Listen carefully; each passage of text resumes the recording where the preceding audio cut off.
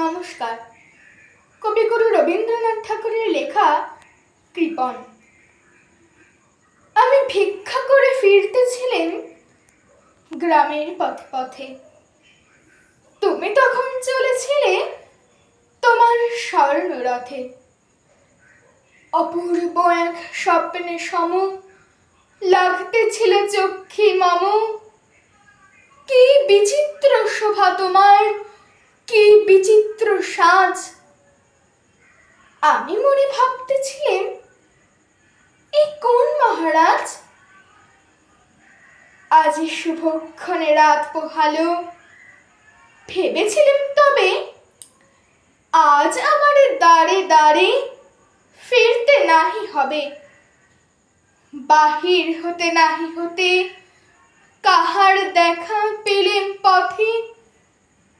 চলিতে রথ ধন ধান্য ছড়াবে দুই ধারে। মুঠা মুঠা কুড়িয়ে নেব, নেব ভারে ভারে। দেখি সহসা রথ থেমে গেল আমার কাছে এসে। আমার মুখ পানে চেয়ে নামলে তুমি হেসে। দেখে মুখের প্রসন্নতা জুড়ে গেল সকল ব্যথা। হেন করে কিসের লাগে তুমি অকস্মাৎ?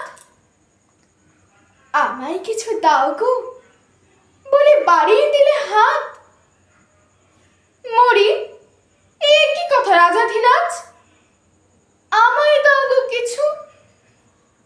শুনে ক্ষণকালের তরে রইনু মাথা নিচু। তোমার কি বা অভাব আছে এই ভিখারি ভিক্ষুকের কাছে? এ কেবল কৌতুকের বশে আমায় প্রবঞ্চনা। ঝুলি হতে দিলেম তুলে একটি ছোট কণা। যবে পাত্রখানি ঘরে এনে উজাড় করি, এ কি ভিক্ষা মাঝে একটি ছোট সোনার কণা দেখি। দিলেম যা রাজ ভিখারিরে স্বর্ণ হয়ে এলো ফিরে। তখন কাঁদি চোখের জলে দুটি নয়ন ভরে।